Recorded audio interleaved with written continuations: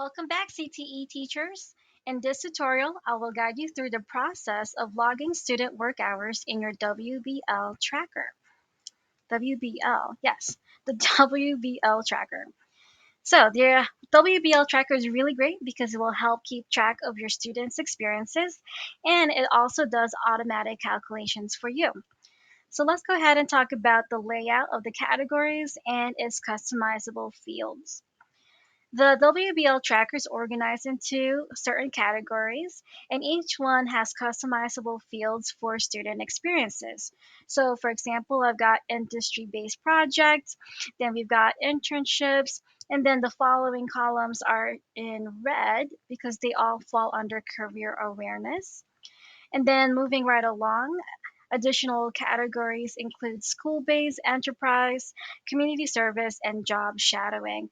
You'll also notice that job shadowing has its own column that calculates the total hours for you. Okay, so let's go on back uh, and show how to log the steps or actually their work hours. So what we'll need to do is look for the appropriate category. So I'm going to look under industry-based project and then look for the student's name or his or her specific role. And then we'll go ahead and input um, the number of hours the student has completed in each field. So if I'm starting with Stephanie over here, and I'm just making up numbers here. I'm just going to write down 1 hour completed under industry based project. Now, just to keep things simple, if you just want to have one column and you just want to add all of the hours she's completed under industry based project, and that's completely fine. You can just use one column and keep the second one blank. Now, if you have several experiences on your industry based project and you need more room, you can also customize that, and I will show you. To do that, all you need to do is select the second title experience and right click and select insert one column left. And that's very important. We want it to go left so it goes under the right category.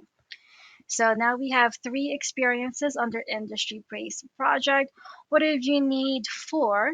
Same thing, just click on the category, the experience cell here, right click and select insert one column.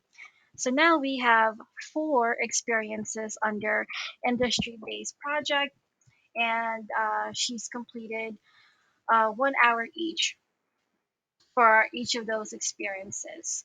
Now, it could be different in other categories. And let's say Stephanie only completed one experience, and there's only one experience under internship.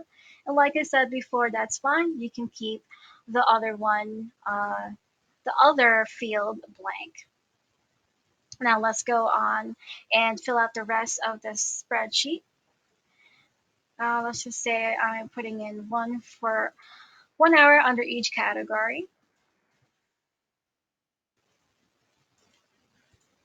And so you see, as I've added 1 hour each under each category for career awareness, that's a helpful feature right there because as they accumulate hours in under this specific category, the columns will change. The columns will change to show you the right numbers, and they'll also change colors to notify you if they happen to hit a certain amount of hours. So, for example, under career awareness, the maximum number of hours they could have would be 20 hours, right? So, let's say I would just say 19 under industry related credentials. And so that column right here under total hours will change color to notify you that Stephanie has hit 20 or more hours. And you can keep adding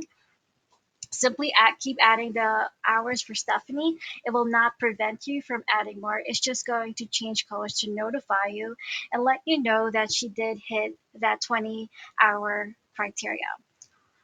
Now let's go ahead and continue finishing up the rest of her categories, and I'll just go ahead and add 1 hour under each category. And same thing here, you'll notice that the number changes under total hours. And then automatically at the end of the spreadsheet, you will see that the WBL tracker calculated the grand total hours Stephanie completed for quarter one. So she completed 47 hours. Now again, column WJS total hours will change color to notify you if Stephanie had meet the minimum requirement for job shadowing. So I believe that is 8 hours. So let's just say that she completed, I don't know, she completed two experiences. That's why I'm going to fill in the second customizable field here. And I would say something around maybe 11 hours. So since 8 hours is the cap, that column over here or the cell in particular will change color to notify you that Stephanie has already met the 8 hour criteria for job shadowing. And again, that grand total hours cell will change to accurately show you how many hours she's completed per quarter. Okay. And so you will just go through and add in how many hours per experience each student completes for each quarter.